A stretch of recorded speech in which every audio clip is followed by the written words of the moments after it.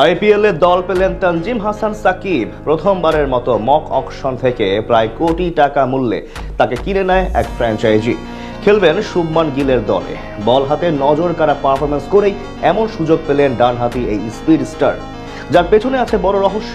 তানজিম হাসান সাকিবের আইপিএল এ দল পাওয়ার সেই আসল ঘটনা এবং দাম নিয়ে বাকিটা জানবো রিপোর্টে।